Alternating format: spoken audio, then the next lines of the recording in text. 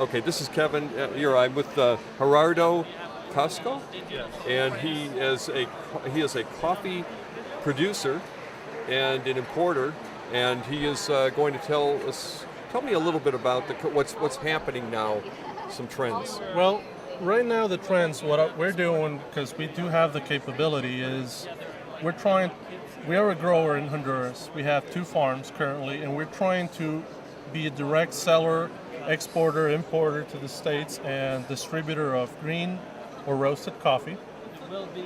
And right now the trends is, coffee markets are so volatile. You have so many brokers in between that the farmer doesn't really get the market prices that you can say. So what we decided, especially in my side with the support of my father, is let's try to get it sold directly to the final consumer or to the roast to try and get a better market, a better price for the coffee, so we can actually, help pay better wages, help actually make the farm profitable. Because even though we have a $3 coffee prices in the market, as a small farmer, you really only get not even half, or I'd say 40% of that money goes into the producer.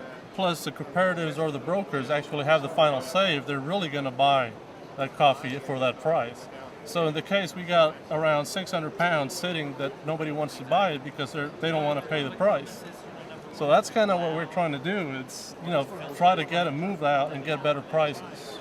So are you saying that when people buy fair trade coffee, they have the feeling that they're really paying more and it's going to the farmer? Is that really going to the farmer, or is he just saying it's really not? Well, with fair trade coffee, you have to be a cooperative or form a cooperative in order to be qualified as fair trade. So in my case, I'm not part of a cooperative. I'm just a single farmer. We can't be certified fair trade. I see. You can't afford the fair. Apart from that, we can't even qualify. Even if you can afford it. If we could afford it, we can't qualify because we're not a cooperative, or we're not associated to cooperative. So with a fair trade, if you start adding the investments, the certification fees, and all the modifications you need to do in order to qualify, you end up really not making a lot of more money because you only receive like a 10-cent markup for being fair trade on your coffees, depending how much, depending on the negotiations. But the investment you had to do, especially if you were like a really rural farm, not high tech, are pretty high. So, and you're dealing with 2,000, 3,000 pound production a year, and coffee is a commodity, it's a volume. Right. And you really don't have it. What's your answer? What are you trying to do with your coffee? What I'm trying to do is sell it directly. Get a fair price for it, sell quality coffee, sell good priced coffee, and cut the middleman. It sounds like you're trying to bring the farmer's market concept to coffee. Exactly. That's kind of my big idea. Bring it directly, and we only do single farm coffees. We do not mix regional, we do not buy bulk. We go to a farmer, we test it, we say, hey, you got good quality, you can improve it this way. Then we purchase a small quality, try to bring it over here and see if people like it, and then we start the whole market chain.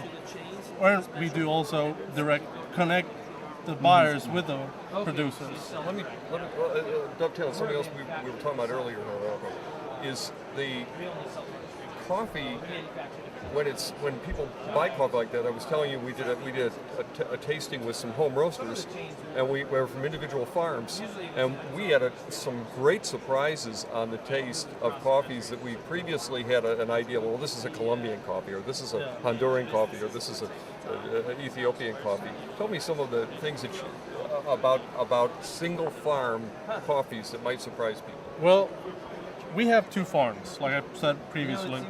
One is at 900 meters, and the other one is at 1,200 meters of altitude, which is around 32 and 3,900 feet. They're about hour and a half drive away from each other, and they're 2 worlds apart. One of it is a light body, very aromatic, but simple flavor.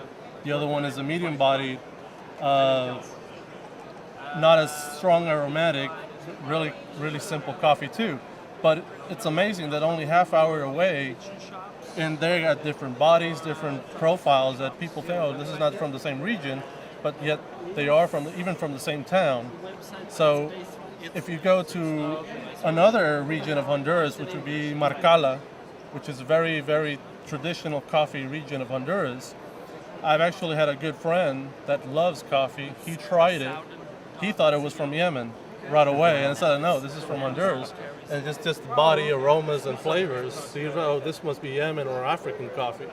So it's just a whole different world. That regional coffees, they are a lot better than when you go to a supermarket coffee, but they still don't bring the good sense of quality that coffee should bring. That satisfaction that you want to sit down and just relax with your cup of coffee in the morning or in the afternoon or even at night. So that's what I'm trying to do is, it's single farm, single flavor. This is the flavor you're going to get from that farm.